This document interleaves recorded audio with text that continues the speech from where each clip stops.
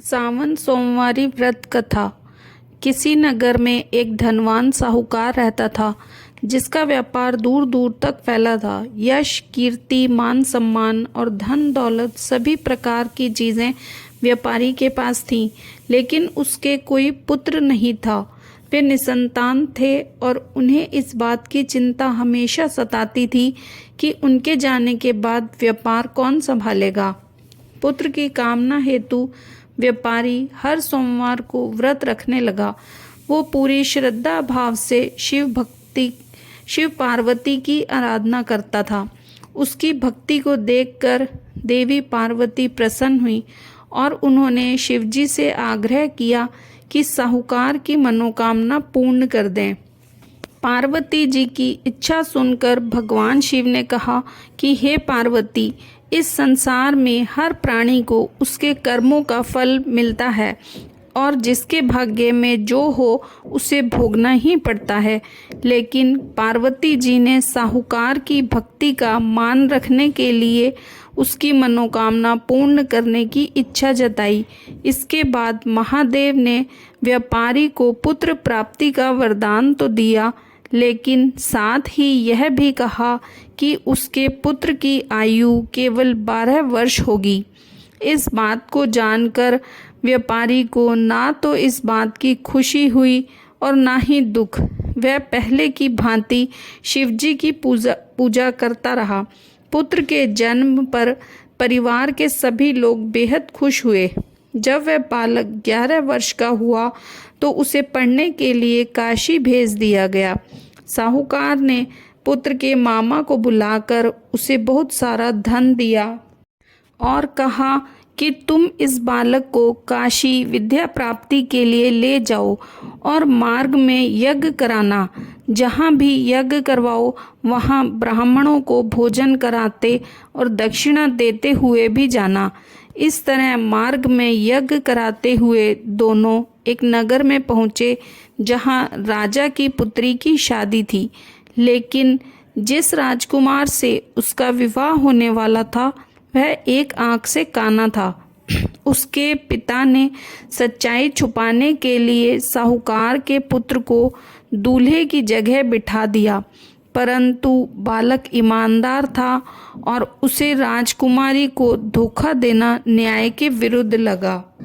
मौका मिलते ही उसने राजकुमारी की चुन्नी के पल्ले पर लिखा कि तुम्हारा विवाह तो मेरे साथ हुआ है, लेकिन जिस राजकुमार के संग तुम्हें भेजा जाएगा वह एक आंख से काना है।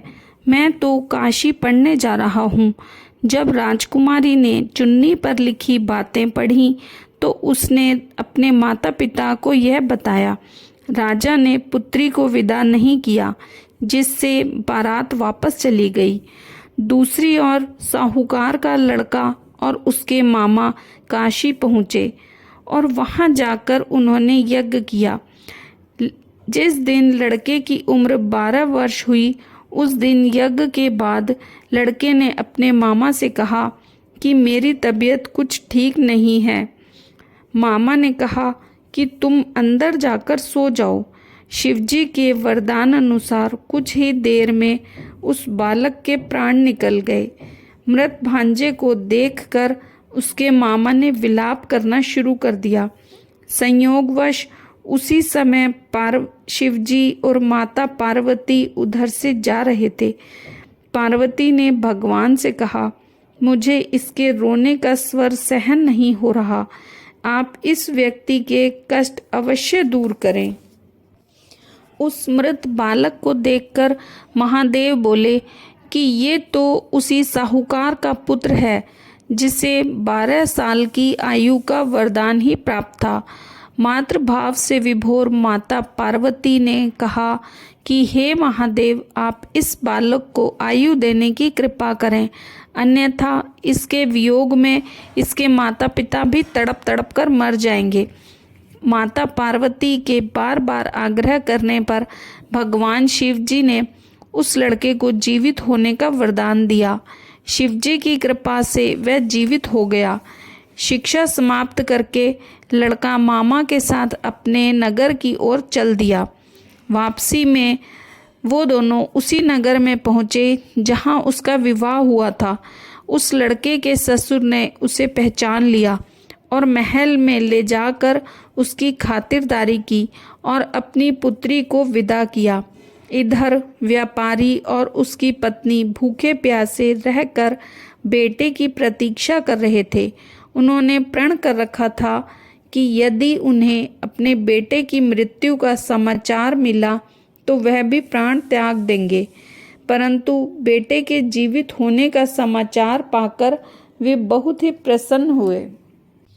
उसी रात भगवान शिव ने व्यापारी के स्वप्न में आकर कहा कि हे श्रेष्ठी, मैंने तेरे सोमवार के व्रत करने और व्रत कथा सुनने से प्रसन्न होकर तेरे पुत्र को लंबी आयु प्रदान की है।